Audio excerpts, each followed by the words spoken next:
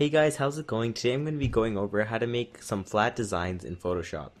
Now, as I've been doing some design and I've been looking around on the internet, I've been noticing that a lot of businesses have been using more flat designs for their icons and basically a lot of marketing. So there's many ways to do this in Photoshop, and a few of them have really stood out and worked for me. So I'm going to be showing you two different ways to do this effect. So the first thing we're going to look at is just for some simple text. So what I did here is just open up a new document.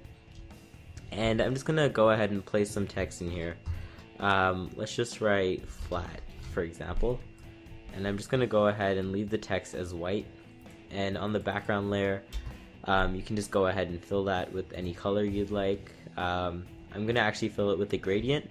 If you guys don't know how gradients work, I can link you to my tutorial on gradients in the description, so just check that out first.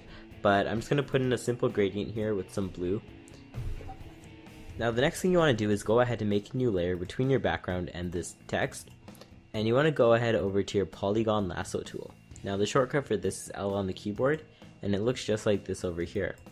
So basically what this does is it allows you to make a selection and close the selection and basically select those pixels. So we're going to be outlining our shadow with this. So you want to start at the bottom left of your text, go down at the angle that you'd like the shadow to be, go across to the edge, however far you'd like it to be, and kind of try to follow that same angle to the top right of the next text. Then we're going to go down basically and just keep following that same similar angle so that it looks like the shadow is realistic. Of course, if you want it to look more organic, and even if you don't want it to be as structured, you can just make these lines not as straight, but this is just for demonstration here.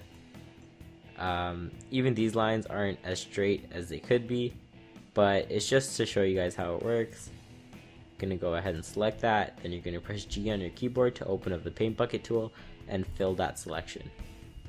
So that creates something like this, and something like your flat design shadow. So the next thing you want to do is go ahead and lower the opacity on that just to make it look less distinct from the background. So that'll basically make it blend better. You can even lower it more, make it look more natural. And then what you could do is use E, or the eraser tool, make it really large and lower the hardness. So lower the hardness down to 0. Basically what this does is it allows you to, it kind of like feathers away at the edge, just to make the shadow look more natural and look like it's actually fading away as an actual shadow would. You can do this a bit on the sides and more on the bottom, just like that. So that's basically how that way works. And this is another way of doing the thing that we did last time, and this is more for something that has a more rectangular shape or has one shadow. So what you could do here is either use the rectangle tool to draw in a shape, or the rectangle marquee tool, and just make a selection somewhere. Basically just fill it with black, just like that, and then just use Control T to transform it. Through this you can rotate it around, move it around, scale it up and down. Remember, hold Shift to scale it with the same ratios, and then basically just line it up, try to make it fit. And once you've got it running from one side to the other, just like that, you can go ahead, make sure it's underneath your icon layer or your image layer, and just lower the opacity on that. So in this case, this actually has a see-through part, so I'm just going to go ahead, use the eraser tool to erase the part of our camera which is under there, just like that. But yeah, that's basically it. This is a lot simpler since it is a simple icon, but for something more complex, I would definitely go ahead and use the polygon lasso tool as I taught in the beginning. Another way to do this is by using the pen tool, and this way is similar to the polygon lasso tool since it will have the same type of effect.